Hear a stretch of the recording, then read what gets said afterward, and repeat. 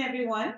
On behalf of the Center for Policy Research, it's an absolute privilege to welcome Dr. Alka Raman to CPR to deliver a really important talk. I was just reading, there was a stream of an email thread on which I found myself with various very vocal voices arguing about whether British colonialism was good or bad for the Indian economy. So it's been a very over the last couple of years, this has become a very important topic of discourse and dialogue within both, I think, within India and externally. And I've been also an avid follower of the podcast The Empire, which has added to some layman's knowledge of the issue. It's a real pleasure and privilege to have you here to really bring the historian's perspective to this from the point of view of India's role in the British economy. And often the sort of popular discourse always views it from the other way. So it's a question of exploitation versus all the economic opportunities that India received. I wonder, this is a bit of a, it's just a polemic argument because frankly, there is no counterfactual anyway, right? But we do need to understand India's role in industrialization, but also more broadly in the Industrial Revolution that has shaped so much of the modern world. And so I'm really looking forward to listening and learning from you. I guess that the topic today is From Muse to Machine, Rethinking India's Role in British Industrialization and Global Economic History. Dr. Alka Raman is a Hallsworth Fellow of History and Arts, Language and Culture, University of Manchester. Thank you very much, Alka. It's a real privilege, and over to you. Thank you very much. Thank you for the topic, and thank you all for making the time to be here today. I'm Alka Raman, and I'm going to talk to you about my forthcoming book, which will hopefully, fingers crossed, tightly be out next year. And the book is From Muse to Machine, Indian Cotton Textiles and Industrialization. The book looks at what is really an old but new lens. This is the story of the first industrial revolution being done to death, from a variety of perspectives. We know that it took place in Britain. We know that the British cotton industry was the forerunner of what came to be known as the first industrial revolution in human history. And we know it had something to do with Indian cottons. We know it had something to do with import substitution of Indian cottons, that they were imitated in Britain, and something happened and the British cotton industry took off. But what precisely happened? What was the pathway of this imitation? And what precisely do we mean when we talk about import substitution? That is debatable. That's open to debate because we don't precisely know the footprints of import substitution. So this exercise today is basically trying to pinpoint precisely what happened and how the seat of cotton manufacture moved from India to Britain. Okay, because we don't precisely know what happened, as a result, stories emerge. There is a British side of the story of industrialization, of the might, of the greatness of the Industrial Revolution. There's an Indian side of the story of the colonial exploitation that is intimately connected to industrialization. I invite you today here to look at it from a completely different lens, to look at it from the lens of cotton, the fiber, which is at the heart of this debate. And I invite you to go a little bit further to look at it through the lens of the technology used to convert the fiber into the cotton cloth. Okay, and what this shifted perspective tells us about what was India's role in British industrialization and how can we precisely measure it and quantify it and then create a new narrative about India's in global economy. Okay. Asking a very simple, did Indian cottons lead to the first industrial revolution in Britain? Did the Indian cottons lead to the growth and expansion of the British cotton industry? Yes. How? What does the material evidence tell us? Because we've done a lot of work with price data, with customs data, with historical narratives. But what precisely do the cotton textile period tell us? We don't really. So that's what we're gonna I'm going to test this hypothesis in two distinct ways. I'm going to break the question down into parts, cloth quality, and then knowledge related in the cloth, which is spinning technology. Weaving today, I'm talking about spinning because that is the first step in making cloth. So the question was, did the British industry evolve to match of Indian cotton textiles? And I am taking that Indian cotton textiles are the benchmark products that are being replicated, imitated, reproduced in Britain. Question, part one is, was technological change related to cotton yarn spinning connected to the Indian technology or process of spinning cotton? So is the technology that is developed in machinery also connected to the Indian way of spinning machinery, of spinning cotton? Okay. The second part of the big hypothesis, which basically is, Indian cotton textiles has something significant to do with British industrialization, is related to printing and dyeing and dye stuffs technology and dye stuff knowledge coming from India and going worldwide, especially into Britain. So the first main question here is going to be, did diffusion of textile printing and dyeing knowledge from India lead to the growth of calico printing and dyeing and the knowledge accumulated for this purpose in Britain? Second is going to be very precisely, were British calico printing and dyeing techniques, practical methods, traditions? So I'm trying to make a direct connection. The hypothesis and the research questions are fairly direct, and we're going to try and understand if the evidence stacks up for these hypotheses, okay? I'm going to obviously look at this through historical, textual, and material evidence analysis. What I will show you today are the main findings that British cotton cloth quality improved 99% from 1740 to 1820 to match that of Indian cottons. That machine-made British cotton cloth could not match the fineness and structural integrity of handmade Indian cloth. That spinning machinery evolved to replace human skill, which is the skill of the unknown anonymous Indian spinner. And the spinning machinery is fundamentally path-dependent on the jersey wheel technology, which was developed in India. And that the staple, which is the fiber length of cotton, along with the technology and the skill of the spinner, determine the final quality of a cloth, not, as we will see in the literature just now, not as the literature tells us, just the staple of the fiber in isolation, okay? And on the printing and dyeing side, I will show you these conclusions. The Turkey red method of dyeing red on cloth is based largely on the Che root method of dyeing red from India. The diffusion of knowledge related to printing and dyeing from east to west can be chronicled, and we can record that we can identify a shift in this knowledge towards scientification of dyeing techniques which were artisanal coming from India, and that there is an overlap between the Indian artisanal techniques and the chemical science of dye stuffs developed in Europe. So I will show you all of these in today's talk. The sources I will use for the first part, cloth quality, are mostly writers and first-hand records of cotton industry, manufacturers, observers, people who are writing about it at the time. And the main source are actual textiles surviving from that period, Indian and British. And for the second part, I will be using primary sources in terms of dyeing manuals from India, texts from India, as well as other texts that were developed in Europe over the period of time that we are looking at.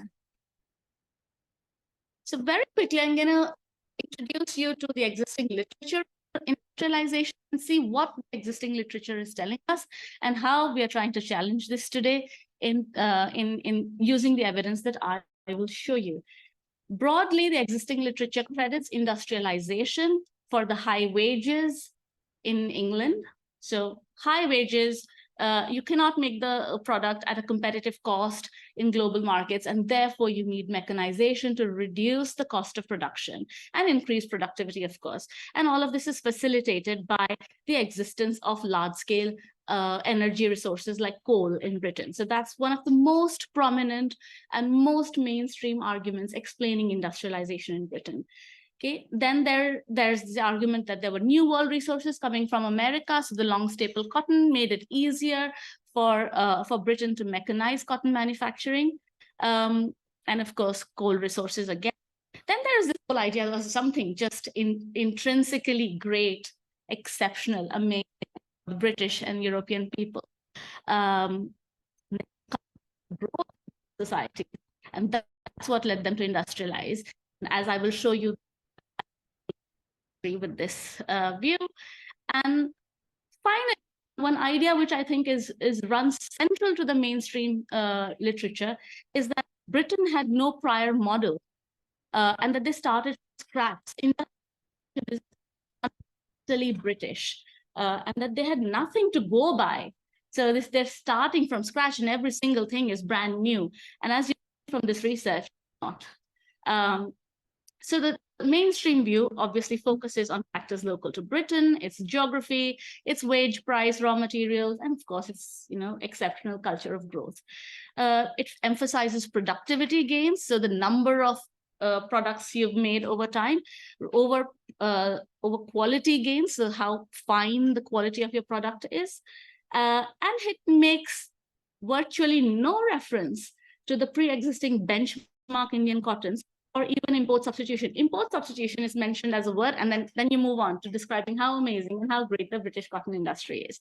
So you're going to see how that works out. And existing literature on the side of printing and dyeing has acknowledged the Indian influence.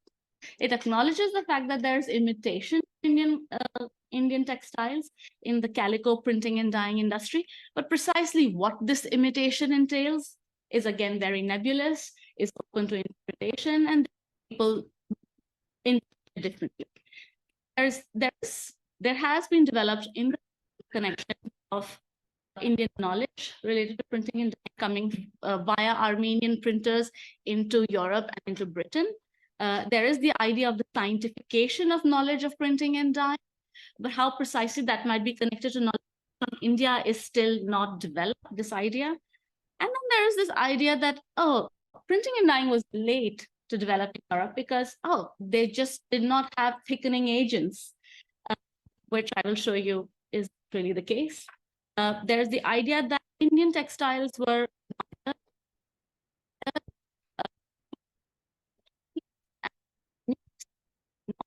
designs. So I will challenge this idea again today in today's presentation, but also with both strands for cloth quality and print quality, they believe that the long staple cotton, which is the fiber of the cotton, so the Sea Island cotton, the Caribbean in the Americas, it's a longer staple than the short staple cotton grown in India, that the long staple cotton is qualitatively superior than cloth. And as we will see from material evidence today, this is a myth and 100% incorrect. So the literature come to say that there was a wave of, we know there were mechanical innovations related to spinning that took place in Britain, and there's a model, there's a traditional model for this. It's called the challenge and response model, that the invention of the flying shuttle, which sped up weaving, had a cascading effect, downstream effect on spinning technology. So we needed to now develop yarn quickly, create spun yarn faster. And that's what led to the wave of innovations in spinning. Now, this model has been rejected on several accounts, and I'm not going to go into the details of why it's been rejected. Basically, it's the wrong model, and it just doesn't take into account the sequential development of the technology. But the possible rationales given for technological change in cotton spinning are, number one, import substitution of Indian calicos. Now, what does that actually mean? We don't really know. We have a word for it, but we don't know what that means. And we're going to see what that means in today's talk. And another one is the fluctuation in supply of Irish linen yarn, and we'll see that also in a second. So some of the new literature that is being developed is now trying to understand, trying to come to terms with what it means to import substitute a product. So Christine McLeod, writing in 1988, said that, so she basically made a database out of the motifs professed by patentees. Why on earth were they making these inventions and patenting them? So until 1769, the motivation was to import substitute a product coming from outside. And from 1760 onwards, it was motivated by quality improvements. So first, they have learned how to make the product. So I don't know how to make this paper pad. And now I have first learned how to make this paper pad. And then after that, I'm learning how to improve the quality of the paper pad. It's basically that, yeah? And then in 2021, recently, this paper came out. It's a very interesting paper by Muslin, Arcane, and Leon. I highly recommend if anybody is interested in this. They have found that productivity gains of key inventions are overstated, and that refinements to the key inventions brought productivity gains. So when I first learned how to make this paper pad, that's not when I made the productivity gains. It's in the subsequent iterations of improvements on this paper pad, I learned how to start making more and more paper pads. So my productivity gains increased in the subsequent stage of refinements, yeah? So obviously the motivation to make the paper pad in the first place lies somewhere else. And I'm going to argue it lies in the imitation of Indian cotton textiles. And another paper recently came out, which says that the Jenny, or the development of the first spinning machinery, is motivated by local conditions in the north of England and the reliance on the long staple cotton. And I'm going to refute this in a bit. With the literature, Paul David, writing and now talking more about the development of skill related to technology, argues that skill and expertise are acquired by experience-linked improvements through learning by doing. This is very similar to this argument about first you learn how to make the product, then you learn how to refine the product. Okay. Then Joan Roses, for my PhD, he argued that technological choice, what technology you use to make a product, is influenced by the local conditions, especially availability of skilled labor for the given technology. So if my local labor population does not know how to make this, then I'm going to have to find a technology that my local labor force is comfortable with to make this particular product. Okay, Paula Bertucci, an excellent article in Technology Culture 2021, I highly recommend to anybody who's interested in the topic, argued that artisanal skill is embedded within the artisan, yes, but also in the local environment. So if you transplant the artisan into a different environment, you're not going to get the same levels of skill from the artisan. And she gives a lot of examples of how this is visible throughout history. Tirthankar Roy, again talking about skill, and he was my primary advisor, has argued that skill embodied in an artisan is a type of skill. So I argue, therefore, based on this line of reasoning, that the lack of a specific skill equates to the lack of a missing factor of production. Okay, so, and this contemporary spinners in Britain did not possess the skills to spin fine cotton yarn. And therefore, their inability to spin adequate cotton warp yarn equates to a lack of skill in the local labor force. Now, before I go any further, can I ask, please, the room, do you know the difference between warp and weft? You know? Are there people who don't know? Okay, so I will very quickly explain. If this is your loom, this on which we are going to make the cloth, and this is the cloth we are going to make. So the yarn that is vertical, that's the warp.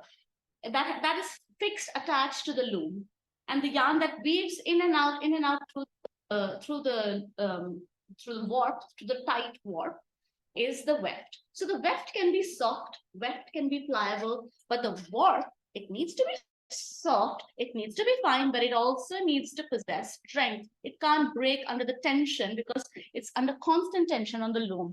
So there are different characteristics we need from the different yarns that are used to make our very simple cloth or very fancy cloth, but both with warp and weft are different types of yarns. Okay, so Keeping all of this in our mind, now we're going to look at the material evidence.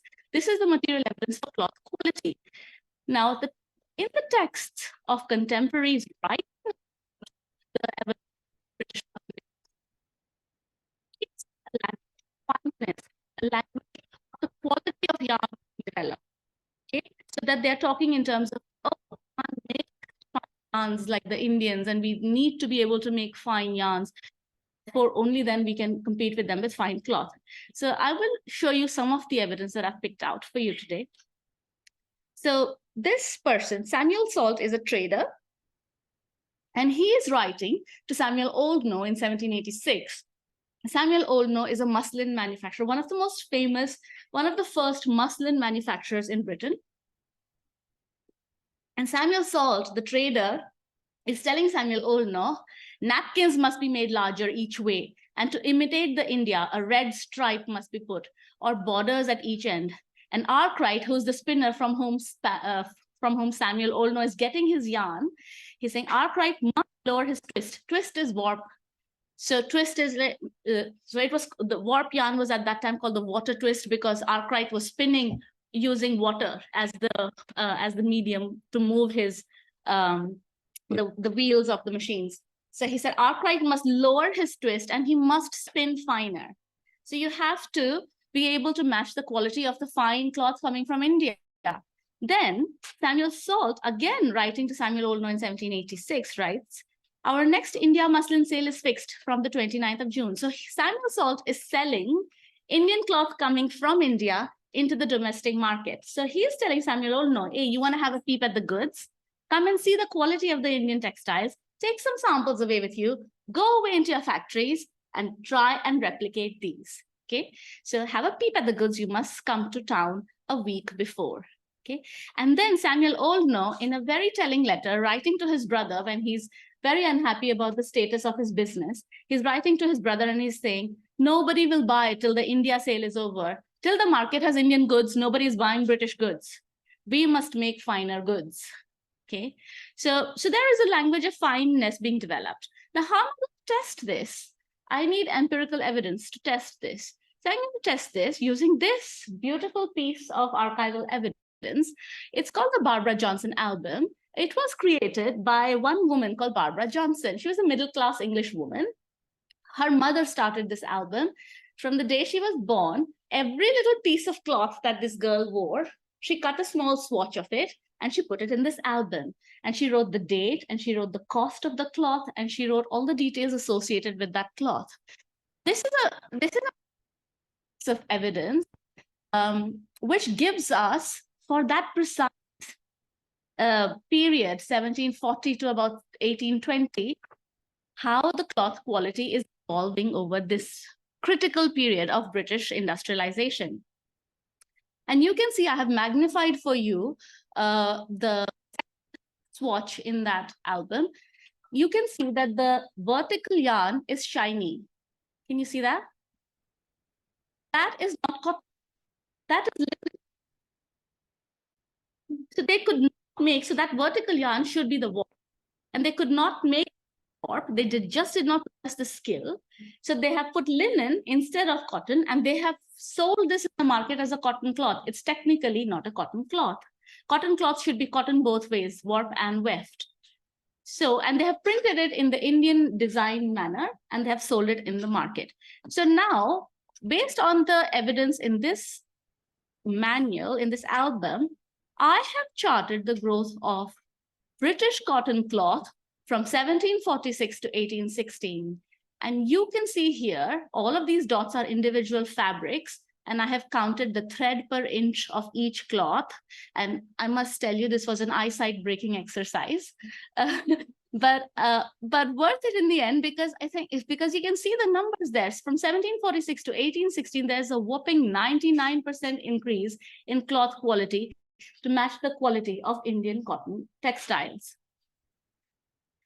Then this is another fascinating bit of evidence, which is, I wish this was mine, but this is not mine. This was conducted by John Forbes Watson, who was the keeper of the India Museum, which is now the Victoria and Albert Museum in London. And what he did was, there was this whole discussion about which muslin is finest, Indian muslin, English muslin, or French muslin. So in 1866, he had them destructively analyzed. And the conclusion was stark. Indian muslins are finer, but also structurally stronger. And you can see here, this bit here, 101.1 and 80.7, the twists in the Indian yarns are greater. However, look at this, the filaments of the diameters are also greater, but the yarn is finer. So the short staple, so John Fogle to this short staple is actually thicker than the long staple, but because it's thicker, it's stronger and allows the hand spinner to spin the yarn finer. Okay, so he comes to this conclusion. However viewed, therefore, our manufacturers have something still to do. With all our machinery and wondrous appliance, we are hitherto unable to produce a fabric which for quality utility can equal an air of dark. So materially, we can see that that handmade cotton textiles are the finest, yet also structurally strongest.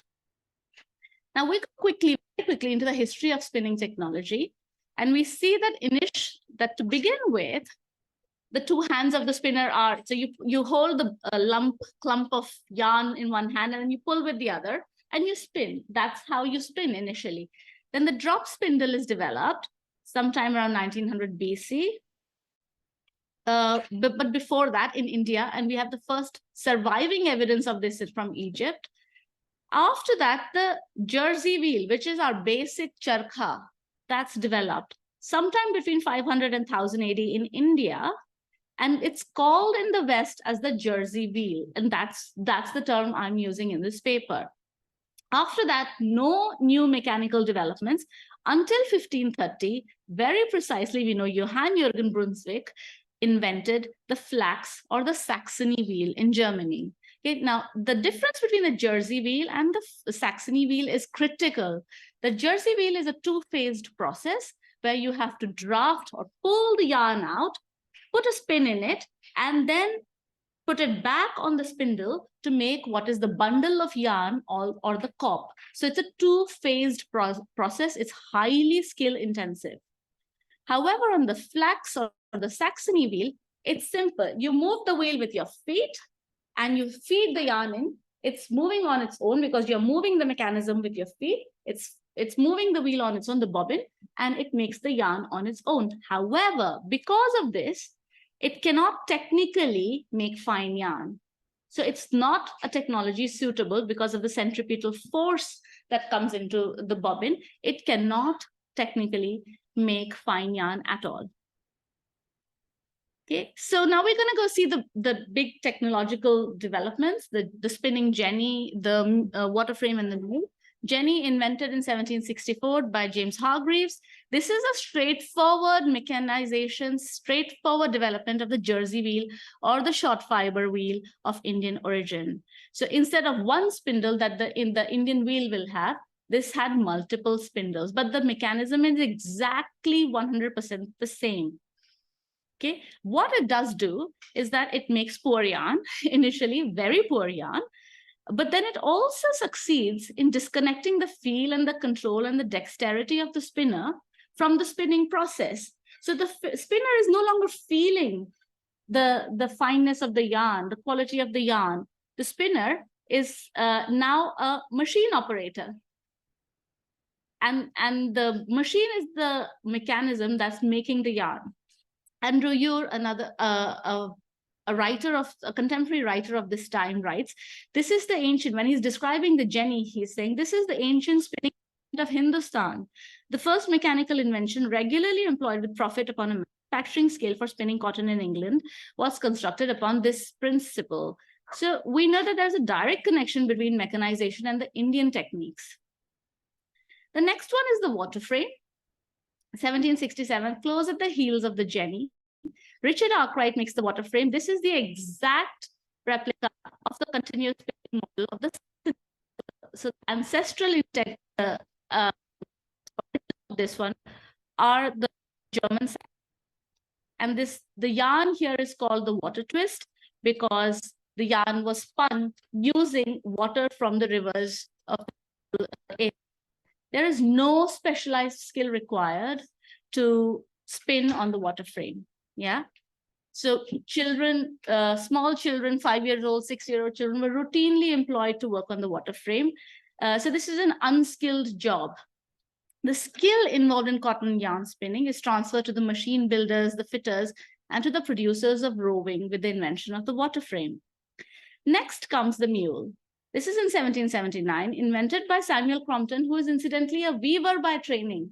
But he gives the justification was for inventing the mule as the fact that he was grieved by the bad yarn he had to weave. He wanted to make fine cloth in England, but the yarn being produced in England was not fine, was rather coarse. So he wanted to develop a mechanism by which he could make fine yarn. This is called the mule because the literature describes it as a combination of the water frame and the jenny. But actually, it is largely a spinning jenny, which means it is largely the Indian charkha mechanized to be able to make a finer yarn, but also in larger quantities. And because it is an improved problem, which is making of the cop, which is where the skill of the spinner comes into being.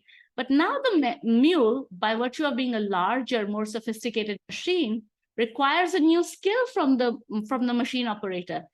And this new skill is that of mechanical ability, mechanical astuteness, to be able to handle and maneuver large machines. Okay. So Edward Benz, another observer of this time, very well known, he was also a parliamentarian writing about the cotton industry, says, after the invention of that Bancroft for some thousands of years stood unequaled in the fabric of muslins, figured calicoes, and other fine cotton goods, is rivaled in several parts of Britain to compete with those of the East. So the invention of the mule allowed Britain to compete with the fine cotton goods of Bengal. Now, we have seen that the mainstream rationales for mechanization in the British cotton industry give primacy to motivations of productivity gains from increased output of spun yarn. But refinement in the jenny or the water frame could have sufficed for increasing the productivity. The key question then is, what was the motivation for the invention of the mule?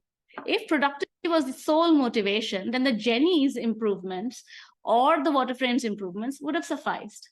But we needed something that would be able to make finer yarn to be able to compete with the muslins and the fine calicos coming from India. So that machine is the mule. So we have motivation for the mule. And look at this. This table I have been able to make after a lot of inputs from several different places. You see here that this is cotton hand spinning in India. And the productivity per spindle, hank per day per spindle is 8 here. And cotton hand spinning in Britain is 6.5 to 8, which is lower than India. However, look at the per spindle productivity of the jenny here. It's 1.6. So every single, you can see here 1.6, with the water frame is 1.6, with the mule 1.25, even lower. So with every single mechanical development, invention, the productivity per spindle is down. But what is going up? The quality of the yarn is going up. Motivation in the first instance for the invention of these machines is not productivity, but quality of the yarn. And then in the subsequent iterations of refinements for each machinery, the productivity goes up. And this is what this looks like materially when you look at the fabrics under the microscope. You can see the first fabric here. This is pre-jenny. The thread per inch count is 115. It's a very low quality textile. You can see here with the water, possibly with the jenny, but before the water frame, the thread per inch count goes up to 141. It's a finer textile than the one before it. 1778. This is possibly a textile made on the mule, and with the curators and I have been able to make a calculated estimate that this is most likely a textile made on the mule, or the yarn is made on the mule, because you can see that the yarn is stringy and wiry. in this textile. So that's one character of the yarn made on the Mule. And then 1803 factor, possibly Mule or water frame, not, we can't say for sure, but look at the quality, how high it's gone, 227. Now, what does this have to do with the economics of cost of yarn production? It costs more to produce higher counts of yarn. Definitely finer yarn costs more money to make, but also the total cost of producing 210 over 100 count yarn increased rapidly by 413%. So it's very costly to produce higher counts of yarn. So what's the motivation? This is the motivation. If you look at the net profits from higher counts of yarn, you see the net margins for 170 counts were 1,060% more than for the 60 counts yarn. So this data is from two sources, but McConnell and Casey, fine yarn spinning company in Britain, they're writing in a letter saying spinning numbers below 80% at present price is really such a threadbare trade that it's not worth our time.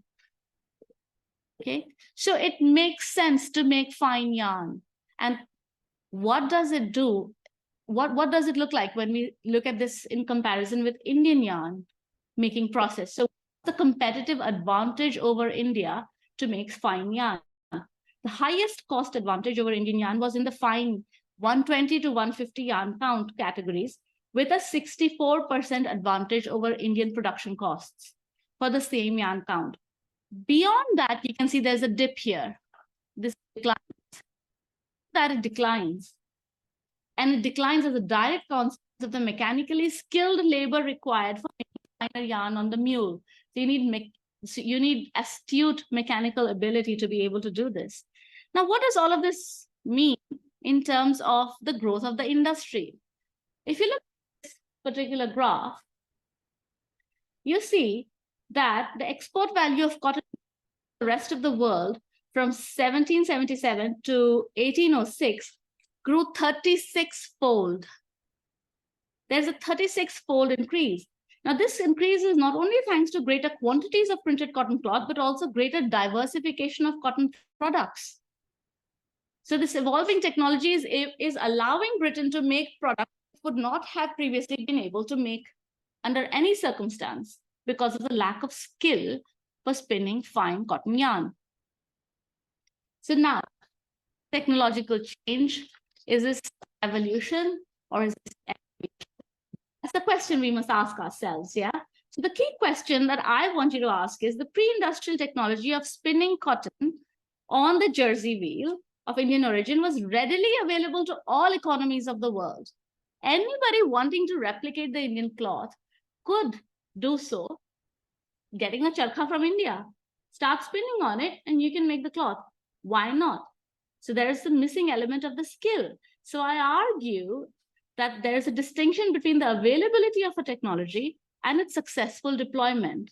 Just because it's available, just because I have Excel on my computer, if I don't know how to use Excel, it's of no use to me, yeah? So the key question is, can the labor force optimally use the technology?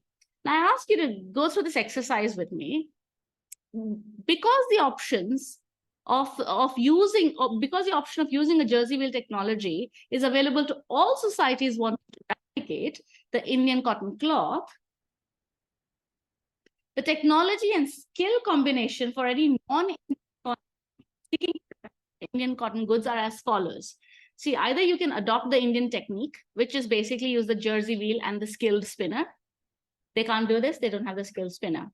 Adopt the European technique, Saxony wheel and the skilled spinner, but we know that the Saxony wheel cannot spin fine cotton technically. It's impossible to do that. The other option is modify Indian technique, modify the jersey wheel or the skill of the spinner. Yeah, this is basically your Mule. So the Indian jersey wheel has been modified, and the skill of the spinner has also been modified to move to mechanical skill rather than artisanal skill of spin. European technique, which is the Saxony wheel or the skill of the spinner, which is basically the water frame, which has been modified to Saxony wheel has been modified to make them water frame. Invent an entirely new technique, a new way of spinning cotton yarn. We know this has not happened because we can trace the ancestral lineage of each machinery that spins cotton. Or finally, invest in the skill development of the local labor force. It's not like Indians, have a special skill to spin. Anybody can learn this skill, but did they invest in the development of the local labor force to develop the skill? Possibly by inviting expert Indian spinners to lead this training. We know that this doesn't happen. So the key problem then is that of technical skill gap. Despite the availability of technology, we always forget that the technology to make fine cloth like India is available to everybody, but the skill is missing. Okay, I'm going to go a little bit deeper into the skill gap business because I am really running out of time. So I'm going to rush. Edward Baines, we came across him. He's a writer, observer, parliamentarian of this period, very interested in the cotton industry. He said, using simple tools alongside an acute and delicate sense of touch, Indian spinners produced yarn that was much finer and much more tenacious than any machine spun yarn in Europe. But also a few pages down in his book, he writes, owing to the rudeness of the spinning machinery, fine yarn could not be spun, and of course, fine goods could not be woven in Britain or in Europe. So there's an inherent contradiction in his two statements. Simple tools sufficed for Indian spinners to spin fine cotton yarn, but not for British or European spinners. So therefore, the key connection between Indian and British production processes is the replacement of the Indian spinner's acute and delicate sense of touch through mechanization. So it's a skill replacement that's happening via machinery. And very quickly, we're going to come to the mechanization of and cloth quality and the relationship with the staple. Remember, we saw that graph of the microscopic evidence from the French, English, and the British, French, English, and Indian muslins. Andrew Ure, the observer we came across earlier, he writes, when they are short and consist of rather broad and flimsy ribbons, he's talking about the staple, they will be ill adapted to machine spinning, though still susceptible of being spun by the tact of delicate fingers. We can thus understand how the Hindu women managed to spin fine yarn from the Dhaka cotton, which is the growth of an unequable wool consisting of flimsy ribbons, like most of the Indian cotton. So he's saying this is really bad quality cotton, but the skill of the spinner is able to spin it and make the finest out of it. And William Roxburgh, English scientist working in India during that period, also writes, the most intelligent manufacturers at Dhaka think that the great difference between the Dhaka muslins and that of other places lies in the spinning, and allow little for the influence of the soil or the variety of the Gossypium herbaceum, which is cultivated in Dhaka. So it doesn't matter what your staple is. It's the skill that only matters. And we know that John Forbes Watson did that already for us. Let's take a little breather here, because we'll move on to the second part, which is that of print quality. We know that the cloth quality, final cloth quality, comprises the base cloth as well as any surface ornamentation, whether it's embroidery, printing, some form of weaving. Here I'm only looking at printing and painting.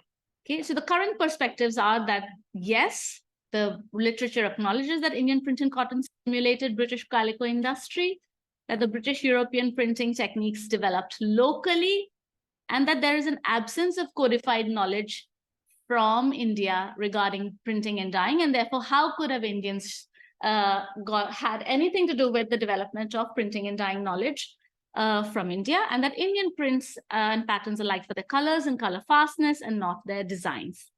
Yeah, very quickly back to European textile printing and Indian textile printing.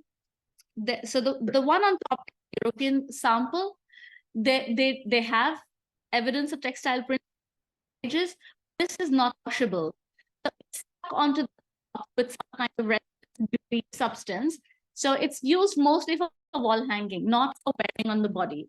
Okay, whereas Indian evidence, at least surviving material evidence that we have today, is coming from as early as the 10th century, where metallic mordants are used. Mordants are basically metallic oxides, tin oxide, iron oxide, copper oxide. They're used on the base of the cloth before you print the dye on. And so the moderns make the dye stick to the cloth. It's not going to wash off after that. Okay, so that's what the Indians were doing since very, very long ago. And of course, the base cloth in Indian examples is coarse to super fine. Like you have all varieties of cloth in India. So like I did thread per inch count for the cloth quality, for print quality, I have here for you a color count. So this is material evidence of British cottons from this 1715 to 1840. You can see this sequential growth in the number of colors on British textiles. Yeah, so this is like hundreds and hundreds of textiles here. And you can see that it's very clearly visible to us that their technology is growing over time. Now, if we do the same thing for the Indian textiles, we don't see this. There is no upward moving graph here because the Indians were able to print and paint in as many colors as they wanted from a very, very early period. So this cloth here is estimated to be around 1745. Okay, that's very early. That's 16. I have never seen 16 colors on any British textile and have seen thousands. Okay, so what does this look like when we put this evidence together, Indian and British evidence together? So the blue dots are British textiles and the red dots are Indian textiles. And you can see that the blue line, the R for the blue dots, is moving upwards to converge with the Indian line. Yeah, so the British print quality is increasing to meet the Indian print quality. So now I'm going to ask, if there is convergence in product quality, then can we discern the footprints of knowledge transfer from India to Britain? Now I'm going to do it 3 ways. First, I'm going to look at the red dye. In India, the red dye is Che, and in Europe, the red dye used is madder. Now, there's a key difference between the two.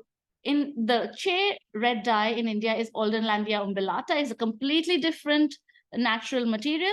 What it contains is only and only alizarin. Alizarin is the material in the dye which gives the red color. So it's pure concentrated red.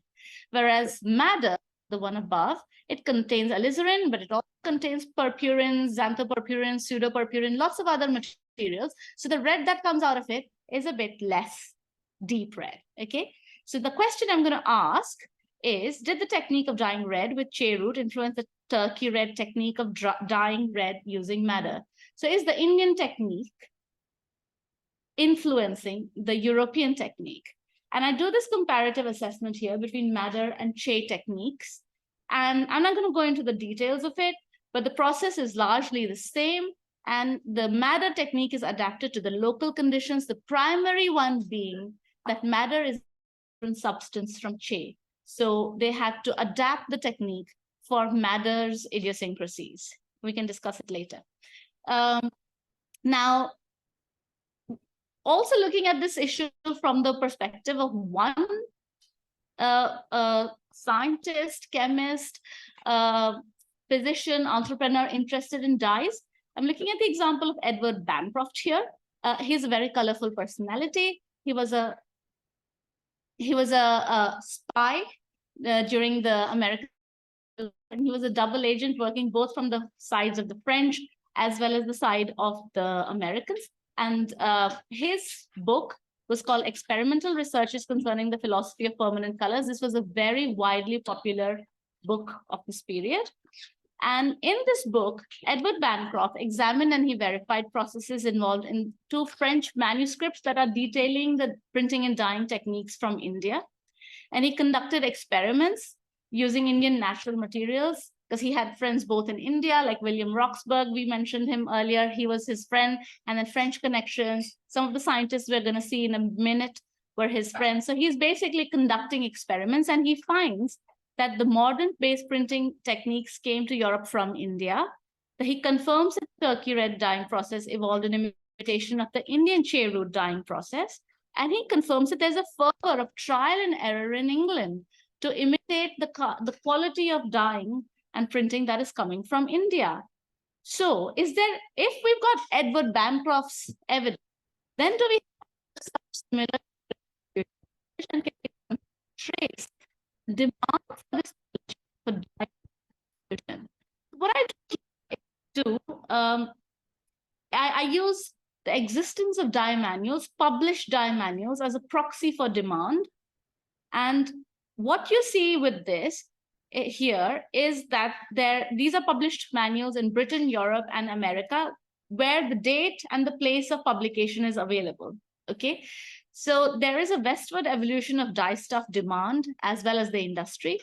However, this peaks in 1820 and then picks up again after 1850. So there is a dip between 1820 and 1850, and I ask why. Because we know that in 1856, aniline or chemical dyes are invented. So the question is there a shift in the method of textile printing from artisanal to scientific? And I can track here using digital text analysis and reference word count, the shift towards scientification. So I take two manuals that are pre-1815 and two that are post-1850. And you can see I've used words like arts, science, chemical or variations, principles, printer, care, aniline, India, Indian. And I can see a swing in language based on artisanal mode to scientific mode. So the question is, what does this have to do with Indian textiles? Did Indian techniques influence the development of the scientifically based coal tar synthetic dyes? Now, the whole issue of the development of chemistry is linked. Chemistry evolves in the murky, if you like, birth waters of alchemy. Yeah, and the chemical science of dyes is a subset of the discipline of chemistry. We know that in 1774, chlorine was discovered by William Scheele. We know in 1785, it was applied to cotton textile bleaching by Berthollet. We know in 1789, Lavoisier wrote his famous text about printing and dyeing. We know that Berthollet and Lavoisier, both scientists, are interested in dyes and dyeing. So I'm going to ask, was scientific investigation in dyes influenced by Indian cotton textiles? I'm going to look at the work of Claude Louis Berthollet. He's a pioneering chemist in France, doctor of medicine, professor of chemistry. So we know he's a man of science. Okay, we have established that. It's important to establish that because we want to establish the connection between Indian textiles and the development of science of chemistry. We know that he applied chlorine to cotton textile bleaching in 1784, and he wrote about it in 1804. Was his work influenced by Indian cotton textiles? This is what I'm going to find out. And this is what I do. Using digital text analysis, I do a word cloud. This definitely shows words like, couleur, dissolution. All of these show that he is a scientist. But the fifth most frequently used word is cotton. I was very surprised when I saw this because he's a Frenchman. Silk or linen, even wool are the primary products, primary fibers being used during this time in his country. But his focus entirely and overwhelmingly is cotton. Okay, and we also know that he did work on the bleaching. I will introduce you very, very quickly to Henry William Perkins, who's, we all know, the inventor of aniline dye. He invented purple, the color purple, using coal tar. In the Easter of 1856, his advisor asked him to make quinine from coal tar naphthalene. And he failed in the experiment, but as he was wiping up the mess that he had created, in the silk rag cloth that he had, there appeared a very beautiful purple stain. And he immediately recognizes the commercial worth of value of the stain. Now, the appearance of the stain is accidental, but Perkins recognizing the commercial value of the stain is not accidental. Why? Because he was already in the process of trying to develop a synthetic crimson, because he was already trying to commercialize his chemical knowledge, and he was trying to develop a synthetic crimson. So his recognition of that color as a commercially valuable, viable opportunity is not necessarily accidental, and it is rooted in the growth of calico printing in Western Europe, stimulated by the introduction of printed and painted Indian textiles. Now, all this is done. I'm coming to the idea of design now. Okay. Now we know that the literature says British cotton industry is not influenced by Indian designs. Okay, so my question is, was it influenced by Indian designs? Can we track this influence over time in the repertoire of design forms on British textiles? So this work is currently ongoing. This is going to be the last chapter of the book. Now, why design? Because cloth is utilitarian, but design is ornamental. It captures you visually. If demand is the stimulus, then design is the medium through which that stimulus is entering your brain, yeah, as a consumer. So we also know that there's a calico craze. Is this calico craze in any shape or form influenced by Indian designs along with the colors on their textiles? We also know that the literature recognizes European influences, recognizes Chinese influences, but about Indian influences is rather derogatory. So it says Hindu craftsman was a willing and imaginative copyist, ready to adapt any way required. I mean, the way I read this is customization for specific markets, and this is what every single entrepreneur wants to do today. But the Indian craftsman parodied European designs and fed European appetite for exoticism, and Hindu preference for strange designs and were not shared by non-Hindus, particularly the English, who liked familiar imagery on white background. So I'm going to check this materially, test this. Is this view actually correct? And I come to the conclusion, the early results are that this view is absolutely incorrect. Indian designs were much loved in Britain. Now, I have an exercise for you. On your screens are fabric. And I put that in grayscale because it helped me get this fabric in grayscale. The question is this fabric Indian or is this British?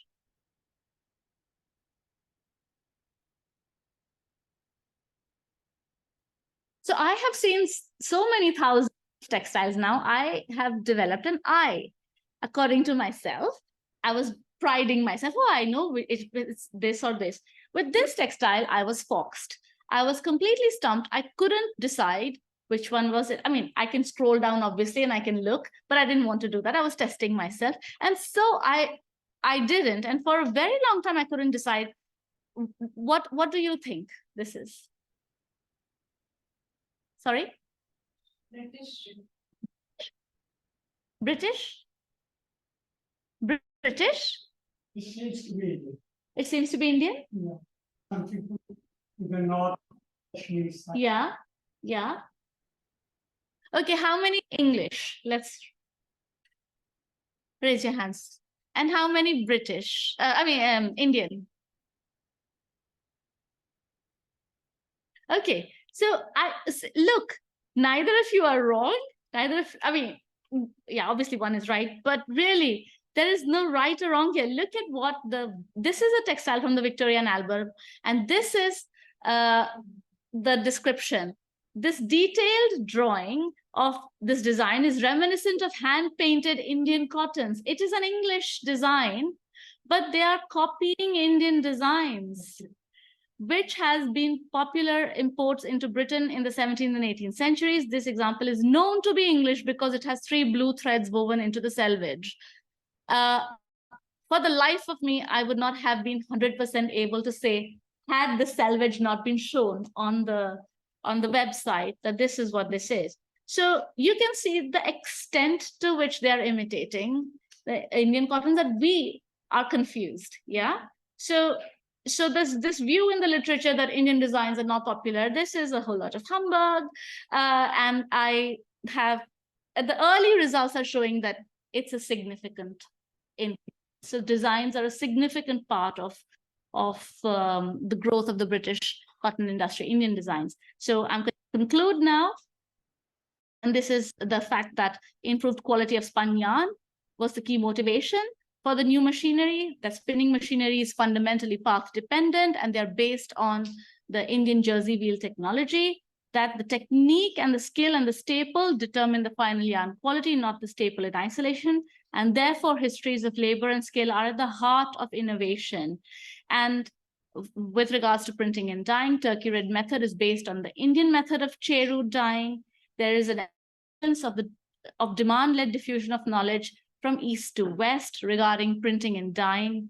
And we can see a visible shift towards scientification of dying knowledge. And it overlaps with the artisanal knowledge coming from India. And industrialization is fundamentally path dependent on mechanization and scientification of Indian cotton manufacturing knowledge. And the early results on the designs are showing that there is path dependence in textile designs as well. So thank you very much. I know I've taken a little bit, I've gone over, but thank you very much for your patience. So thank you, Alka, and I really thank you also for that teaser, because we really enjoyed. You're right, it was quite thick, but what really stood out for me when I listened to you were a couple of things. One was how much the evidence-based work contributes to a much-needed corrective to make very flawed mainstream understanding, and really stands on its head several flawed caricatures that we come to kind of associate with what is typically quote unquote Indian. And often, as you said, with derogatory implication. Second is how much this corrective has been a long time coming. Because it's taken a lot of tooling, and a small pool of scholars like you are beginning to now chip away at this very ingrained sort of narrative. So with that, let's we have about 20 minutes. Let's open the floor for Q&A, and also I'd like to welcome our friends who joined us online. If you'd like to please use the chat box to or raise your hand. I can take questions from Zoom as well. Anyone? I know it's a lot to process, but what would you? Yes, please. Yes. I'm sorry, I'm a student comparative studies in evolution of history of the evolution and textile as well, as you mentioned. I just want to point out, I came in expecting that you would speak on which industrial evolution, it's an evolution, what came about, and not about India, what India contributed to the British, the global economy. Because we have only taken one sector, that's the textiles. Design and textiles, how they transported from here and there, and the yarn and all. Dhaka ki malmal. Yes. Right. But the question we should say a little bit about the industrial revolution and what other material, raw materials are saying. Cotton was the raw material, right? There's a lot of raw materials used to prosper. We refine it over there in the industry, and the activity of the world, the global economy. I think that's something that we little bit ignore. We have only concentrated on one aspect. It should be, it should be taken into a wider lens. It would sort of go to short lens. तो अगर इस पर थोड़ा सा आपको प्रकाश डालने को अच्छा रहेगा. Apart from the cotton, what were the other materials? So thank you. That is actually a really good point, and that is something that I'm working on now in my postdoc. So why precisely was the Industrial Revolution in Britain? Because there are other societies of the world that are also imitating Indian cotton textiles.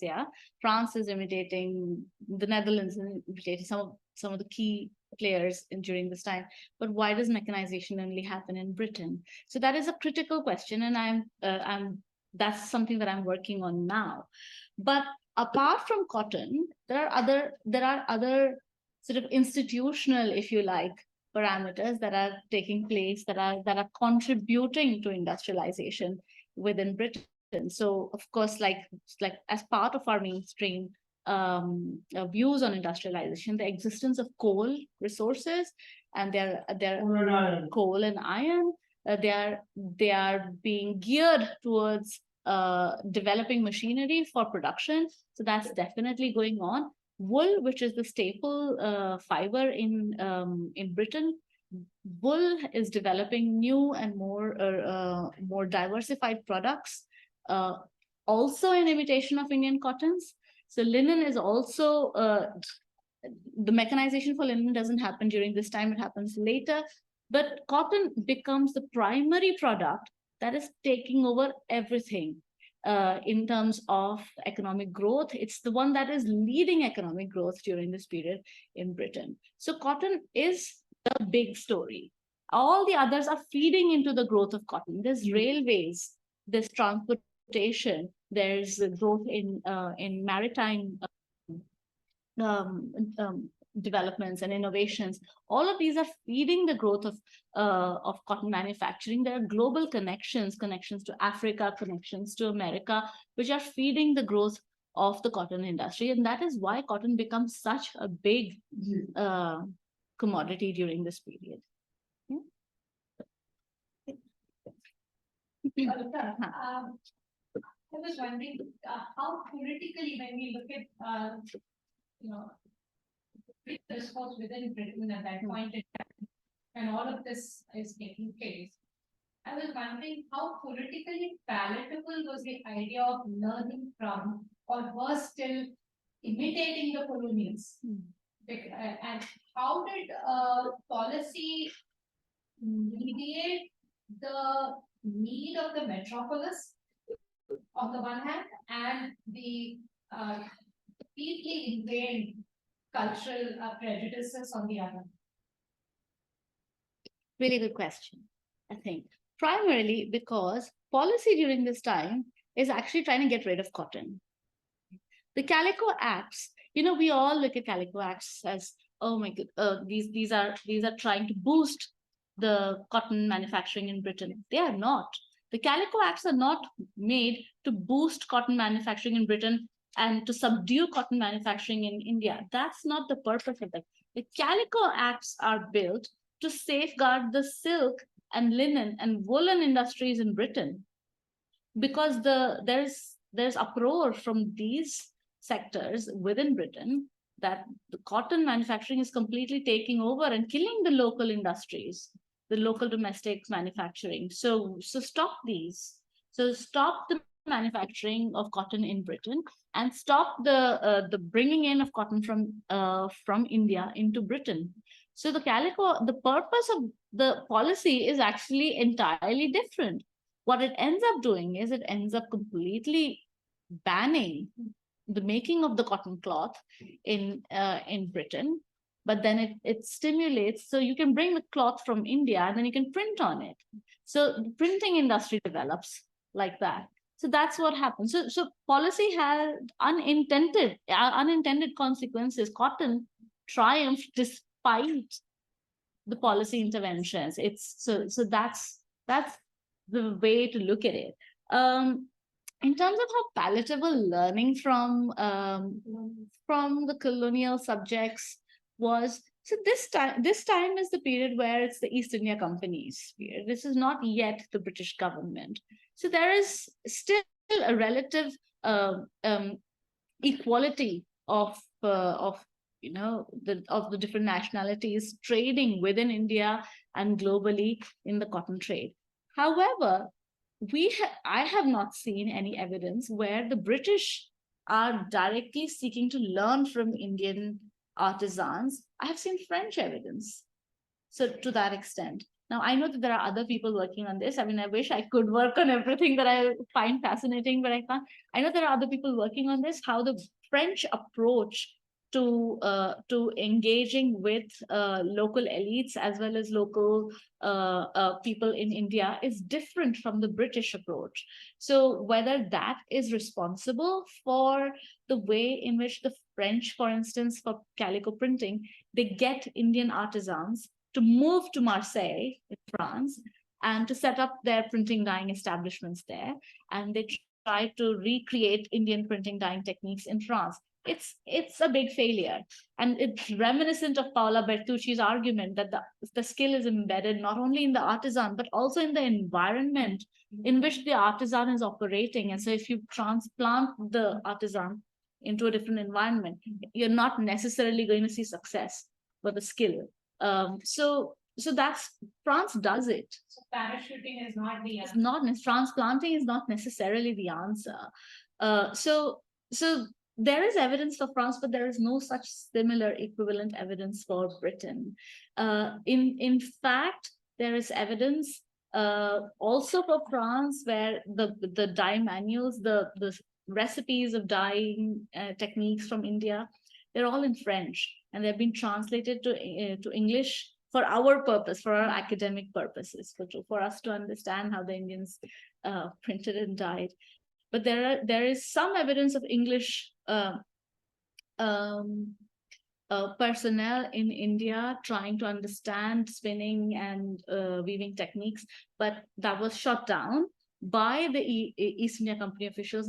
This will not be needed or useful in India. So that knowledge doesn't in Britain. So that knowledge doesn't actually cross over and come in. So it's interesting how there is gatekeeping of knowledge by people who are deciding for themselves whether this knowledge is going to be useful or not. So the whole concept of usefulness of knowledge and who decides what's useful and what's not, I think that's very interesting, and that plays out really well in this idea of, what are they willing to learn from Indians, and what are they seeing as, oh, this is something that is going to be entirely useless for us. Yes. The Amber Charka. The Amber Charka. Yeah. So is it a derivative of spinning jenny? I don't know when Amber Charka came from it. Okay, so the Jenny is quite late. So Jenny is imitating the Indian charkhas. So the charkhas are not imitating the Jenny. So it is the knowledge is going from the east to the west. No, the Amber Charka, which is semi-mechanized. Okay. So I'm not familiar with this. Okay. So because these days in India, Amber Charka is Okay. a major variation. So because it has a lot of spindles, so it Okay. looks somewhat like. So it might very well be influenced, and it might be a later development. Yeah. Yeah, no, I can definitely have a look at that. Thank you for the reference. Yeah. Another thing, Yeah. William Roxburgh's research. So how much the climate of England affected, like I know the scale was the most important, Yeah. the spinning scale, but how much the climate was affecting? I know Roxburgh says that Yeah. it didn't, but do you think it did, or is there any other reason? So I think climate, environment, ecology, geography are the primary influencers.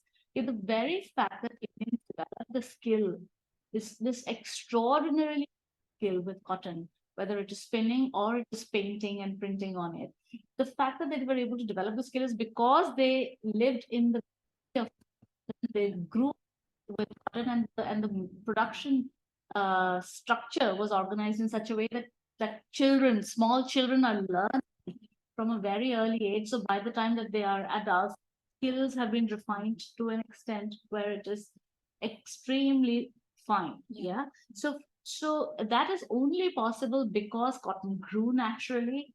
These dye products, a lot of them grew naturally, and a lot of them were easily sourceable but for Indian artisans.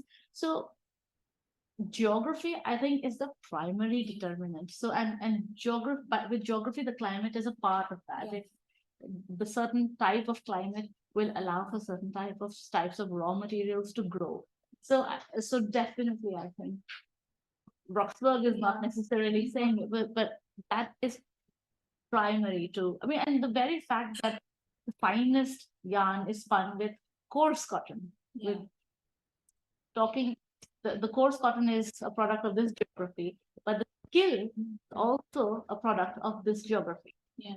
So geography, ecology, this put together. So definitely that's important, I would say. Yeah. If there are no other questions, I had just one Yeah, add-on yeah. question. So just to try and understand Yeah. the puzzle. Yeah. by early 19th century or mid 20th century, 1820s and 1830s, I think you also see the establishment of Indian cotton textile mills. Yeah. So I was wondering, this is again despite on the face of it, of course, does not.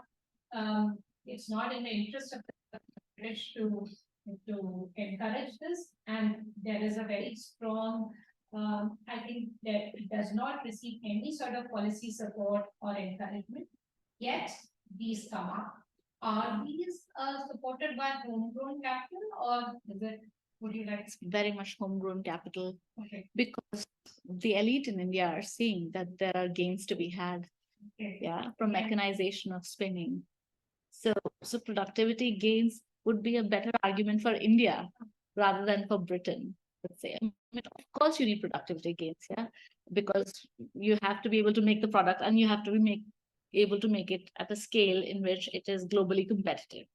So that's precisely what the Indian entrepreneurs then try to do, and then they want protection for it, which the British government does not grant, because by the time the British government wants to, because mechanization is already kickstarted, the growth of the cotton industry in Britain, and by that time it's no longer the East India Company, because their interests, East India Company's interests, are at loggerheads with the British government, because the British government is favoring the British manufacturing, whereas East India Company wants Indian manufacturing to increase, because that is their product that they're trading worldwide. You see, and that is also partly responsible for the decline of the East India Company and losing its favor with the British population So Lancashire, meanwhile, has already stolen a yes, march. So we kind of missed the bus. Yes.